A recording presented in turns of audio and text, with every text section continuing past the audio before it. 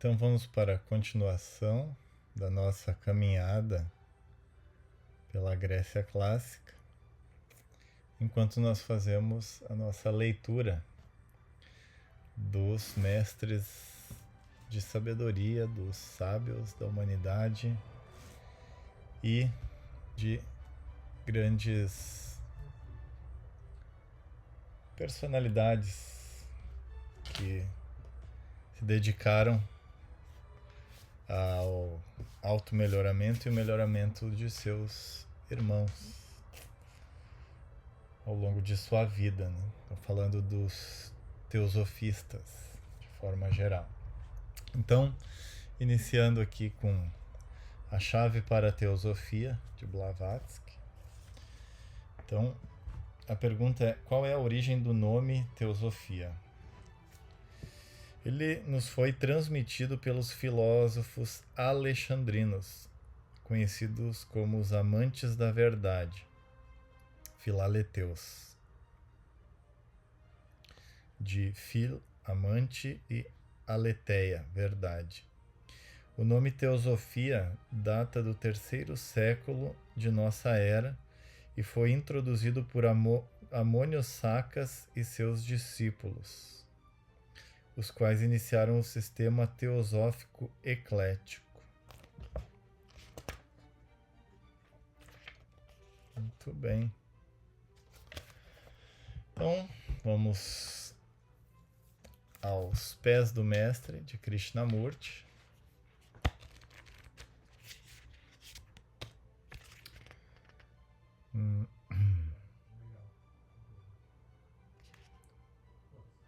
A sabedoria que te torna capaz de auxiliar,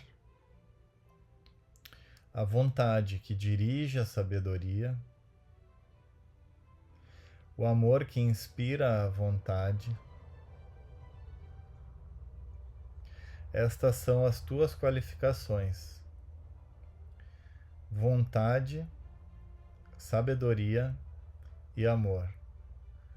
São os 3 aspectos do Logos, e tu, que desejas alistar-te para servi-lo, deves expressar esses aspectos no mundo.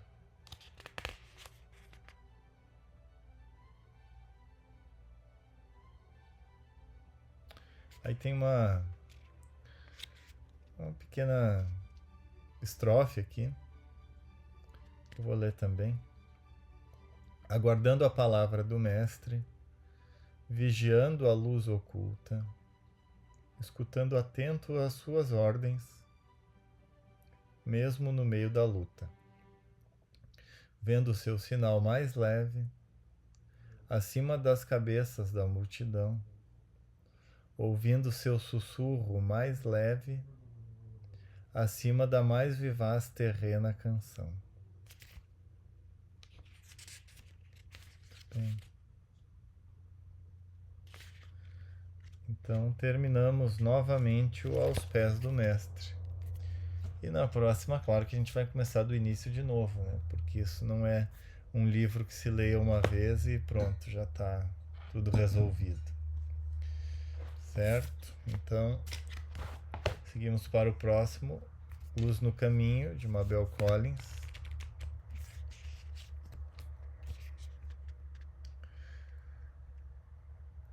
Então, a parte 2, eu vou ler novamente só o primeiro parágrafo e daí eu já emendo no segundo, porque a última vez a gente leu só essa primeira parte do silêncio que é paz, uma voz ressonante se elevará. E esta voz dirá: não está certo. Colheste, agora deves semear. E sabendo que essa voz é o próprio silêncio, obedecerás. Tu que és agora um discípulo, capaz de ficar de pé, capaz de ouvir, capaz de ver, capaz de falar, que venceu o desejo e atingiu o autoconhecimento,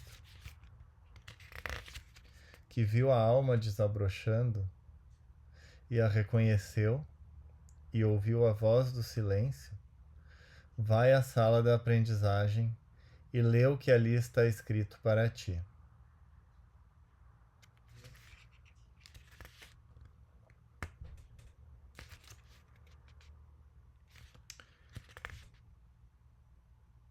Então, eu vou ler a descrição, que ele explica aqui o que é ser capaz de ficar de pé e o que é ouvir a voz do silêncio. Então, anota. Ser capaz de ficar de pé é ter confiança. Ser capaz de ouvir é ter aberto as portas da alma. Ser capaz de ver é ter atingido a percepção. Ser capaz de falar é ter atingido o poder de auxiliar os outros. Ter vencido o desejo é ter aprendido a usar e controlar o eu. Ter atingido o autoconhecimento é ter se retirado para a fortaleza interna, de onde o homem pessoal pode ser visto com imparcialidade. Ter visto a alma desabrochando é ter obtido um vislumbre momentâneo em ti mesmo da transfiguração que um dia fará de ti mais do que um homem. Reconhecer é realizar a grande tarefa de encarar a luz resplandecente, sem baixar os olhos e sem recuar horrorizado como diante de um fantasma aterrador. Isso acontece a alguns, e então, quando a vitória está quase ganha, é perdida. Ouvir a voz do silêncio é compreender que do interior vem a única orientação verdadeira. Ir à sala de aprendizagem é entrar no estado em que o aprendizado se torna possível. Então muitas palavras estarão ali escritas para ti, e escritas em letras de fogo, para que as leias com facilidade, porque quando o discípulo está pronto, o mestre também está pronto. E aí o que está escrito dentro da sala da aprendizagem a gente continua amanhã. Meditações e excertos de cartas dos mestres de sabedoria.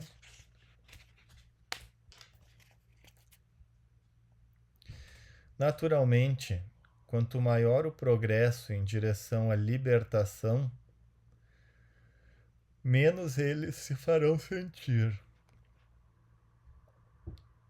Até que, para coroar todos os sentimentos puramente individuais e pessoais, cederão lugar para se fundirem num único sentimento universal, o único verdadeiro e santo,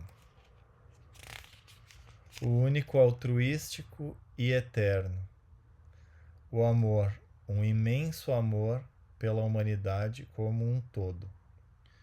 A mensagem é do Mestre Kuthumi.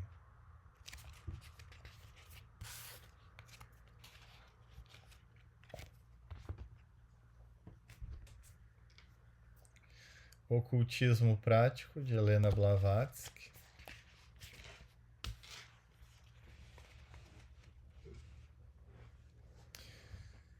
No Oriente, o espírito de não separatividade é inculcado tão firmemente a partir da infância, quanto no Ocidente é inculcado o espírito de rivalidade. A ambição pessoal, os sentimentos e os desejos pessoais não são encorajados a crescer tão desmedidamente por lá.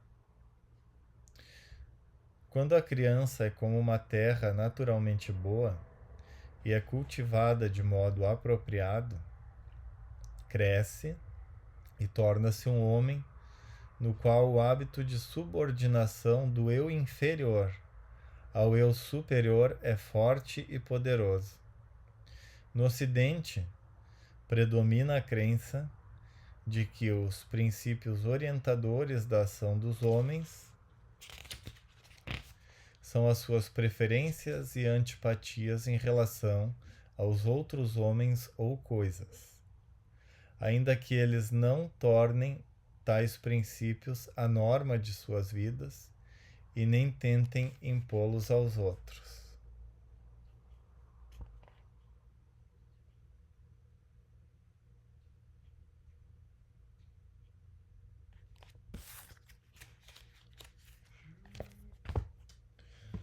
A Voz do Silêncio, de Helena Blavatsky.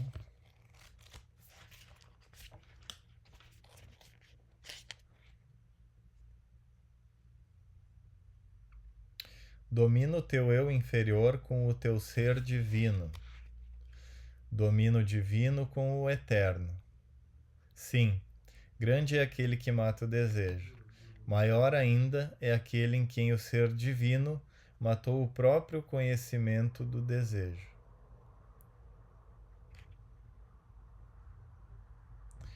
Vigia o inferior para que não macule o superior. O teu caminho para a libertação final está dentro de ti.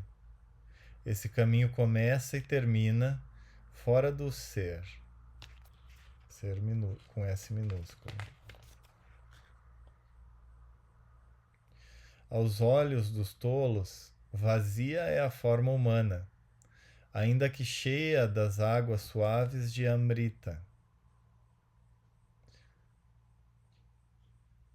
Na visão orgulhosa dos Tirthikas, que são sectários bramânicos de além dos Himalaias, chamados infiéis pelos budistas na Terra Sagrada, o Tibete.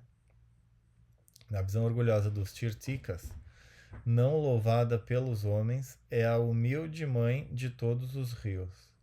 Contudo, a origem dos rios sagrados é a terra sagrada. E aquele que possui a sabedoria é respeitado por todos os homens.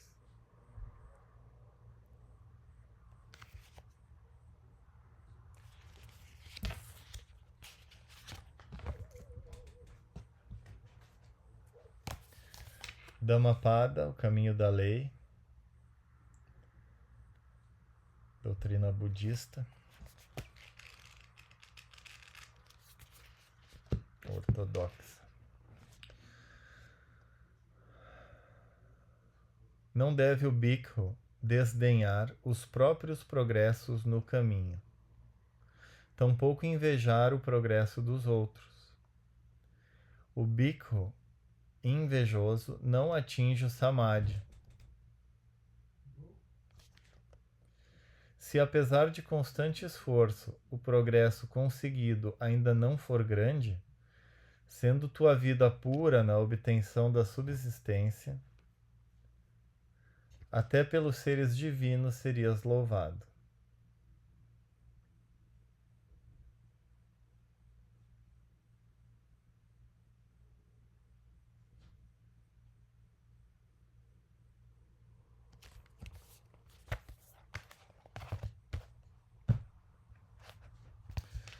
Tao Te Ching, de Lao Tzu.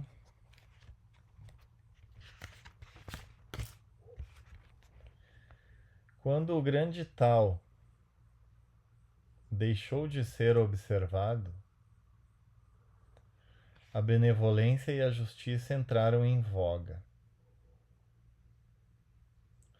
Então apareceu sabedoria e perspicácia.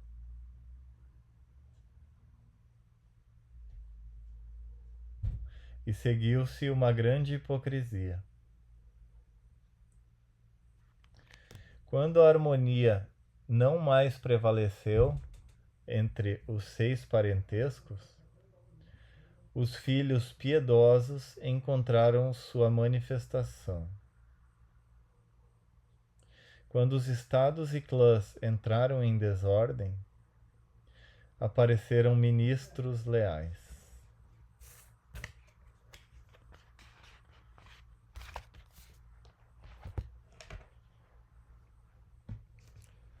E por fim, A Roda do Tempo, de Carlos Castanheda.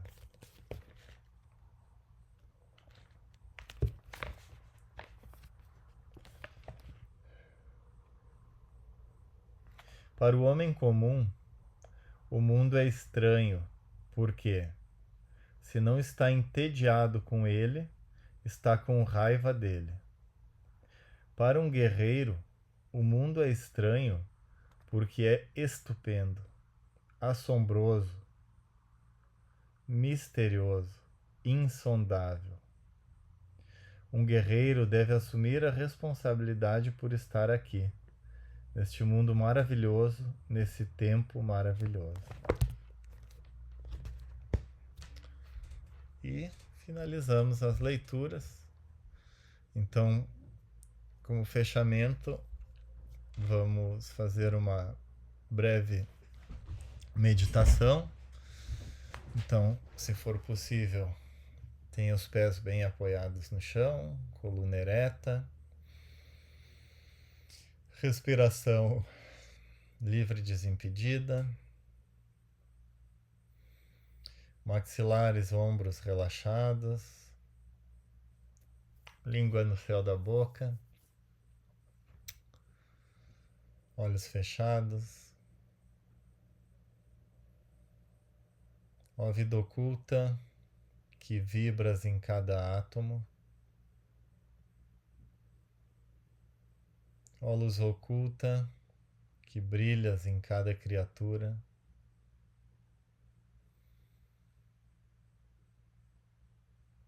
ó amor oculto que tudo abranges na unidade, faça com que todo aquele que se sente uno contigo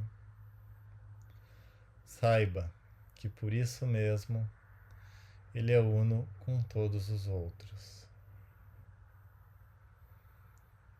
Vamos irradiar luz, paz, saúde em todas as direções, ao leste, ao oeste, ao norte, ao sul, ao zênite e ao nadir. Que todos os seres sejam felizes, que todos os seres sejam ditosos,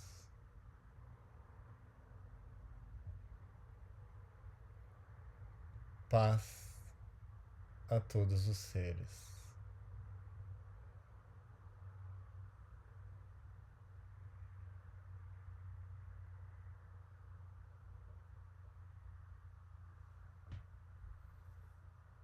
Namastê.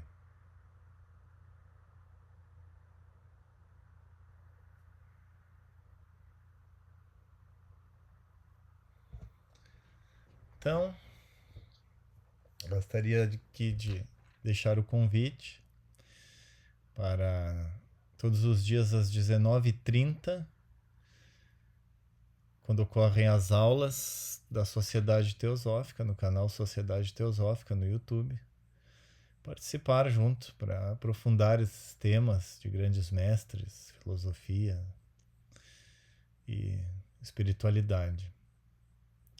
E também pedir, se for possível, compartilhar esse vídeo, curtir e inscrever-se no canal.